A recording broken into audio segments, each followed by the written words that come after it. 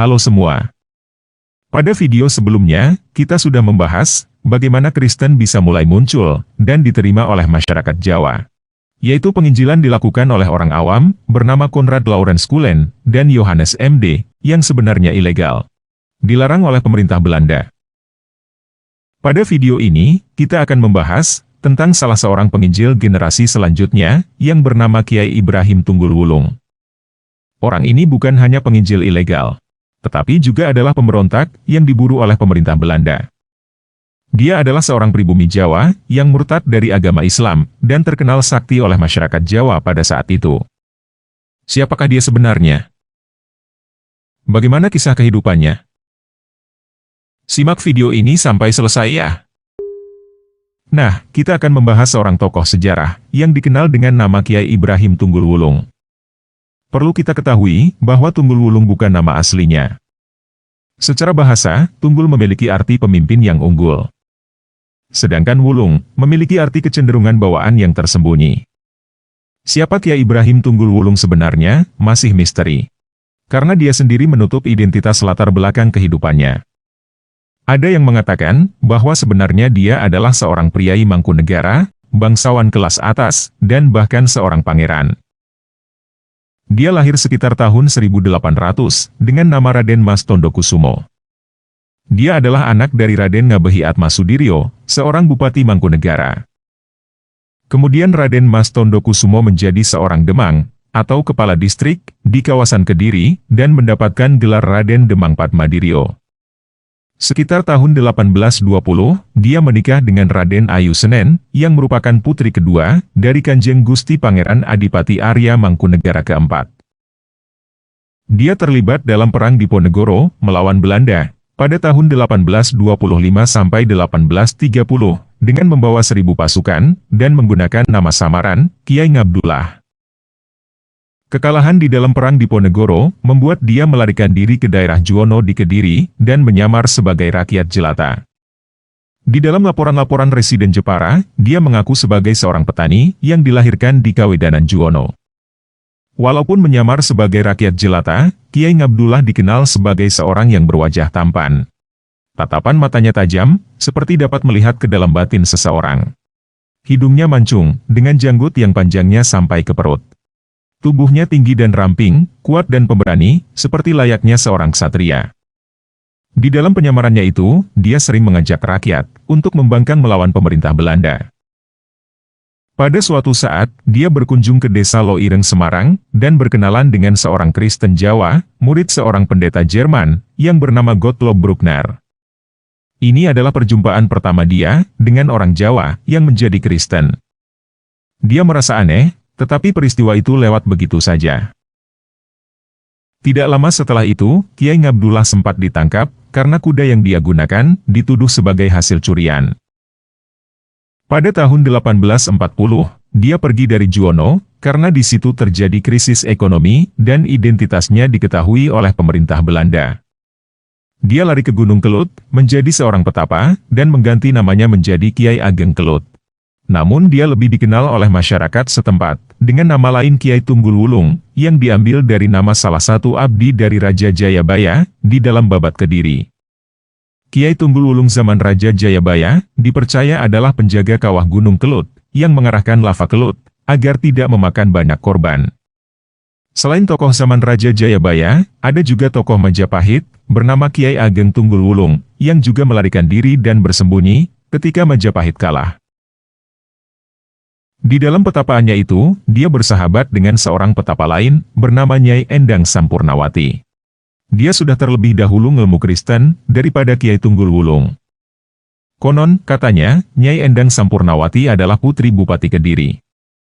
Pada suatu ketika, Kiai Tunggul Wulung menemukan secarik kertas, yang berisi 10 hukum Taurat berbahasa Jawa, yang diterjemahkan oleh Cullen. Selain itu, dia juga mendapatkan wahyu untuk mentaati 10 hukum itu, dan pergi belajar ke Mojowarno. Kiai Tunggul Wulung pergi ke Mojowarno, yang sudah menjadi desa Kristen versi Johannes MD, lalu mendapatkan petunjuk untuk pergi ke Ngoro, ngelmu Kristen langsung dari Cullen, yang menerjemahkan 10 hukum Taurat itu. Cullen mengajarkan kepada dia, bahwa menjadi Kristen itu, tidak berarti menjadi orang Belanda. tetapi tetap menjadi orang Jawa, beserta dengan seluruh peradaban dan budayanya. Kiai Tunggul Wulung suka dengan Kristen yang diajarkan Kulen, lalu menjadi muridnya, dan mengabarkan Injil versi Kulen, di daerah sekitar Malang, Kepanjen, di Moro, Penanggungan, dan sekitarnya, bahkan sampai ke Semarang, Jepara, Pati, dan Bagelen. Kiai Tunggul Wulung juga mengikuti pola yang dilakukan oleh Kulen. Dia membuka hutan, dan membangun desa. Desa yang didirikan oleh Kiai Tunggul Wulung, diantaranya adalah Desa Bondo, Desa Banyutowo, dan Desa Tegalombo. Orang-orang Kristen hasil penginjilan Kiai Tunggul Wulung, juga tidak dibaptis, seperti halnya jemaat Kulen yang lain. Hal ini disebabkan, karena Kulen mengajarkan, bahwa jika seseorang dibaptis, maka dia melepaskan kejawaannya, dan menjadi seorang Belanda. Penginjilan Kristen versi Kulen, yang dilakukan oleh Kiai Tunggul Wulung, bersamaan waktunya dengan datangnya para penginjil resmi, dari lembaga-lembaga penginjilan Eropa. Lembaga-lembaga penginjilan Eropa baru datang pada waktu itu, karena sebelumnya, ada pelarangan untuk memberitakan Injil, yang diberlakukan oleh VOC. Pelarangan pemberitaan Injil itu, akhirnya baru dicabut, oleh Gubernur Jenderal Jan Jacob Rochusen, yang memerintah Hindia Belanda, pada tahun 1845, sampai 1851. Salah satu penginjil resmi pertama yang datang, adalah Jelle Eljes Jelesma, yang datang ke Surabaya, pada tahun 1847.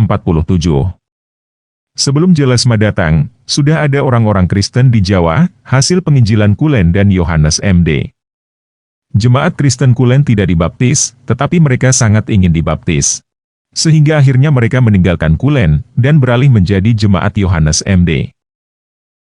Pada awalnya, mereka harus ke Surabaya untuk dibaptis. Tetapi Jelesma memperjuangkan izin dari pemerintah Belanda, supaya dia boleh membaptis di luar Surabaya. Pada tahun 1848, Jelesma mendapatkan izin, sehingga, setelah itu orang-orang desa yang mau dibaptis, tidak perlu lagi datang jauh-jauh ke Surabaya. Setelah mendapatkan izin, Jelesma pergi ke Sidoarjo untuk membaptis 19 orang, dan ke Mojowarno untuk membaptis 56 orang. Penginjil lain yang datang setelah Jelesma adalah Pendeta Peter Jans yang datang ke Jepara pada tahun 1853. Dia mendapatkan kesulitan dalam bahasa Jawa, sehingga dia meminta Jelesma untuk mengirimkan orang Jawa yang bisa membantunya.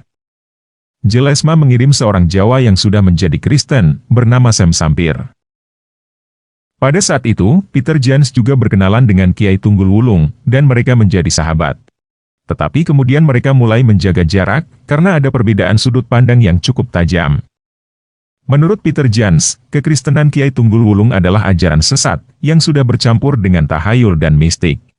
Sedangkan menurut Kiai Tunggul Wulung, Peter Jans ingin menguasai orang Jawa, menghancurkan budaya Jawa, dan membuat mereka menjadi orang Belanda.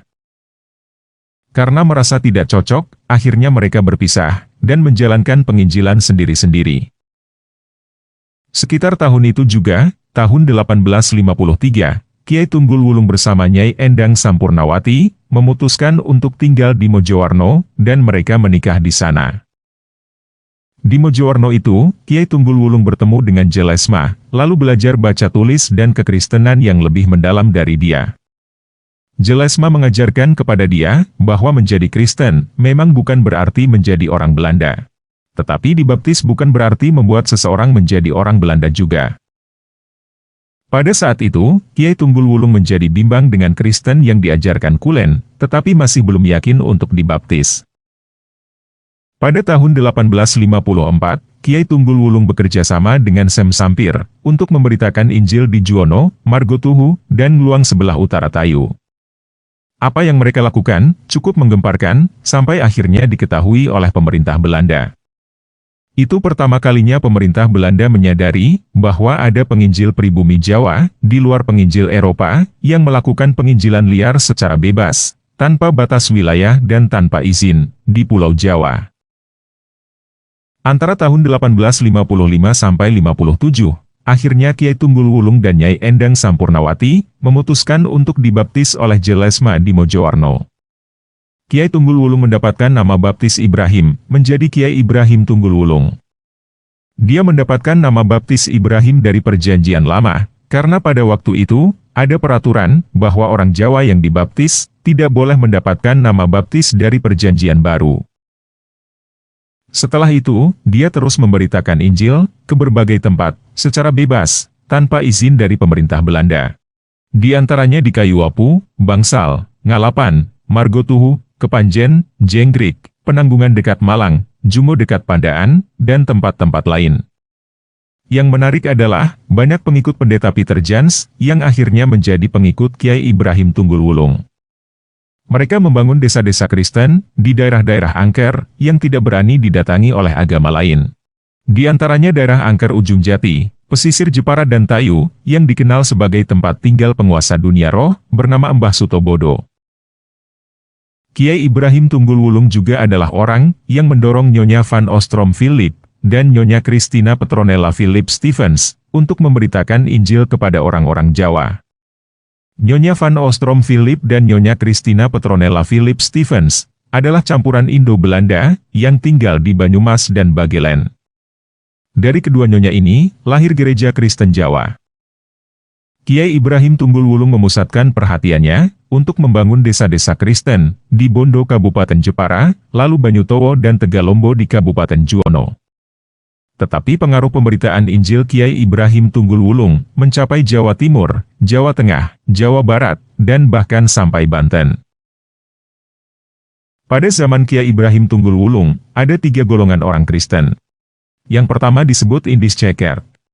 Mereka adalah orang-orang Eropa, dan orang-orang di luar Jawa, yang bekerja pada pemerintah dan perkebunan-perkebunan. Yang kedua adalah jemaat Kristen hasil penginjilan lembaga-lembaga resmi yang mendapatkan izin dari pemerintah Belanda. Yang ketiga adalah jemaat Kristen hasil penginjilan ilegal pribumi, seperti jemaat Kiai Ibrahim Tunggul Wulung. Populasi yang terbesar adalah yang ketiga, jemaat Kristen hasil penginjilan ilegal pribumi. Seorang penulis sejarah, bernama Claude Guillot, mencatat bahwa pada waktu itu, pengikut Kiai Ibrahim Tunggul Wulung, berjumlah 1058 orang. Jumlah pengikut Kiai Ibrahim Tunggul Wulung saja, sudah jauh melebihi jumlah pengikut para penginjil lain dari lembaga-lembaga resmi, yang ada pada waktu itu, di kawasan itu. Salah satu orang, yang menjadi pengikut Kiai Ibrahim Tunggul Wulung, dan menjadi penginjil besar di generasi selanjutnya, adalah Kiai Sadrah, dari Bondo. Kiai Sadrah tadinya bernama Radin Abbas, santrinya Kiai Kusen, yang mempunyai nama lain, Kiai Siskanoman. Setelah belajar dari Kiai Kusen, Radin Abbas memperdalam ilmu, di pesantren daerah Jawa Timur. Di Jawa Timur dia bertemu dengan Jelesma, dan mendengar tentang Kristen. Tetapi dia sama sekali tidak tertarik untuk ngelmu dari Jelesma. Setelah selesai ngelmu di pesantren Jawa Timur, dia kembali ke Bondo, dan menemukan bahwa gurunya, Kiai Kusen, sudah menjadi seorang Kristen, karena kalah adu sakti, dari Kiai Ibrahim Tunggul Wulung. Semenjak itu, Radin Abbas berguru kepada Kiai Ibrahim Tunggul Wulung, lalu dibaptis, dan mengganti nama menjadi Kiai Sadrah. Setelah itu, Kiai Sadrah membantu Kiai Ibrahim Tunggul Wulung dalam memberitakan Injil ke berbagai daerah. Sampai akhirnya, dia memutuskan untuk pergi dan memulai penginjilannya sendiri, setelah mengetahui bahwa sebelum menikah dengan Nyai Endang Sampurnawati, Kiai Ibrahim Tunggul Wulung pernah menikah, dan mempunyai keturunan, seorang cucu yang bernama Ratiman. Kiai Sadrah tidak cocok dengan Ratiman, yang bersahabat erat dengan Jans Junior, anak dari pendeta Peter Jans. Kiai Ibrahim Tunggul Wulung menetap di desa Bondo, sampai dia meninggal pada tahun 1885. Pengelolaan komunitas Kristen di desa Bondo, Tegalombo, dan Banyutowo, diserahkan kepada Ratiman. Pada tahun 1886, Ratiman dibaptis. Dan pada tahun 1887, seluruh komunitas Kristen yang dia kelola, berjumlah 368 orang, dibaptis dan diserahkan kepada Jans Junior. Ratiman sendiri kemudian menjadi guru Injil. Nah, apa yang bisa kita pelajari dari Kiai Ibrahim Tunggul Wulung? Kenapa Kiai Ibrahim Tunggul Wulung jauh lebih sukses daripada para penginjil resmi? Yang pertama adalah, karena Kiai Ibrahim Tunggul Wulung menggunakan bahasa yang dimengerti oleh masyarakat. Yang saya maksud dengan bahasa, bukan hanya masalah lisan, bahasa Jawa Sunda dan lain sebagainya, tetapi masalah pemahaman pemikiran. Para penginjil Eropa menggunakan jurus standar, mulai dari dosa mula-mula yang diwariskan dari Adam dan Hawa di Taman Eden, kemudian terus sampai ke penebusan Yesus. Jurus ini bisa dilakukan di Eropa yang sudah tahu dan menerima bahwa semua orang sudah jatuh ke dalam dosa. Tetapi orang Jawa sama sekali tidak tahu tentang hal ini. Jadi, sebelum berbicara tentang penebusan Yesus, mereka sudah buang waktu untuk memperkenalkan pemikiran tentang dosa warisan dulu. Selain buang waktu, pemikiran tentang dosa warisan mempunyai kemungkinan ditolak oleh pendengarnya. Maksudnya begini. Yang dirasakan dan dimengerti oleh orang Jawa adalah mereka ditindas oleh para penguasa. Ketika penginjil bule, yang kulitnya mirip dengan penjajah Belanda, berbicara tentang dosa warisan, yang mereka pikirkan adalah, orang bule ini bukan memberitakan kabar baik, tetapi berusaha mempersalahkan mereka dengan sesuatu yang tidak mereka lakukan. Pesan yang mereka terima adalah, para penginjil ini berkata, mereka ditindas oleh orang Belanda, karena mereka berdosa. Itu sangat berpotensi, membuat mereka menolak, untuk mendengar lebih lanjut tentang Yesus. Jadi, mereka sudah gagal, sebelum mereka selesai berbicara. Sedangkan Kiai Ibrahim Tunggul Wulung, tidak mulai penginjilan, dari pemikiran tentang dosa warisan. Dia langsung mulai memberitakan kabar baik, tentang kelepasan, dari segala belenggu kuasa kegelapan dan perbudakan. Orang-orang Jawa yang suka dengan kebatinan, mengerti tentang kuasa kegelapan dan perbudakan. Ketika Kiai Ibrahim Tunggul Wulung berbicara tentang kelepasan dari kuasa kegelapan dan perbudakan, yang ada di pikiran orang-orang Jawa, adalah bagaimana caranya. Jadi, Kiai Ibrahim Tunggul Wulung bisa langsung ke pokok pembicaraan, tentang Yesus Kristus sebagai Ratu Adil, yang ditunggu-tunggu oleh orang Jawa, tanpa hambatan. Ini membuat Kiai Ibrahim Tunggul Wulung sudah beberapa langkah di depan para penginjil Barat. Ketika bertemu dengan orang Jawa yang baru mereka kenal, Kiai Ibrahim Tunggul Wulung langsung berbicara tentang kabar baik Yesus Kristus, sedangkan para penginjil Barat buang waktu berbicara tentang dosa warisan dulu. Selain itu, Kiai Ibrahim Tunggul Wulung berani menyerukan kemerdekaan dari pemerintah Belanda. Sementara para penginjil lain tidak berani untuk berkata seperti itu. Untuk memberitakan Injil saja, mereka harus minta izin kepada pemerintah Belanda. Mereka tidak mungkin minta izin kepada pemerintah Belanda untuk mengajarkan masyarakat Jawa berjuang mendapatkan kemerdekaan dari pemerintah Belanda. Jangankan itu. Kita sudah bahas pada video lalu bahwa Yohanes MD pernah ditangkap dan dipenjara hanya karena membagikan Injil Markus ke pasar-pasar tanpa izin dari pemerintah Belanda. Sedangkan Kiai Ibrahim Tunggul Wulung bahkan berani menyebut kelompoknya golongan wong Kristen kang mardika, yang berarti kelompok orang Kristen yang merdeka. Kenapa Kiai Ibrahim Tunggul Wulung berani berkata seperti itu? Karena dari awal, dia memang adalah buronan yang tidak mampu ditangkap oleh pemerintah Belanda. Jadi, cara penginjilan Kiai Ibrahim Tunggul Wulung memang sudah beberapa langkah di depan para penginjil resmi.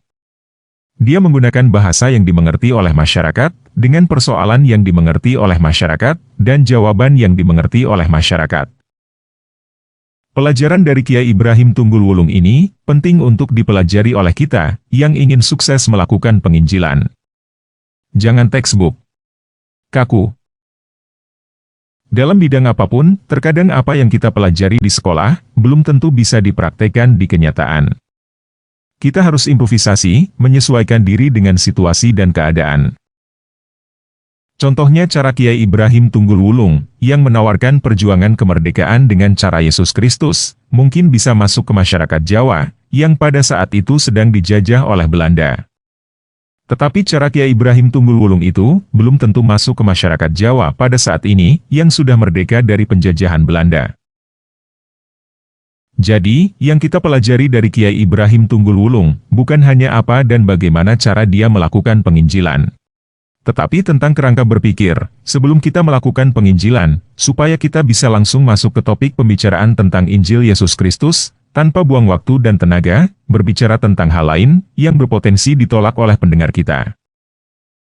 Kenali lawan bicara kita, dengarkan apa yang menjadi permasalahan mereka, dan berikan solusinya.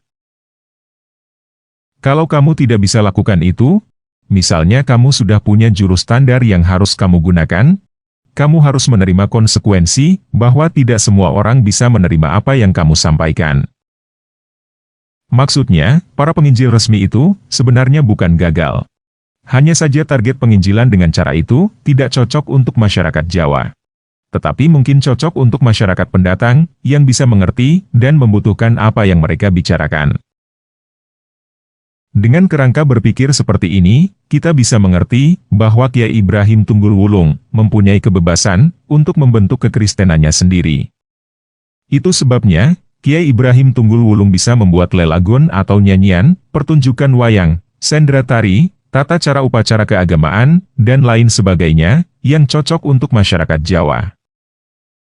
Jika para penginjil Barat biasanya berdiri di atas mimbar, memberikan ceramah atau khotbah yang bersifat satu arah, Kiai Ibrahim Tunggul Wulung melakukan jejagongan. Duduk-duduk, kumpul bareng, bercerita-cerita setelah bekerja, sambil melepas lelah. Dari sini timbul tanya jawab, ada perdebatan, atau ngadu ngelmu, sehingga lebih menarik bagi orang Jawa yang sangat menghargai hubungan sosial.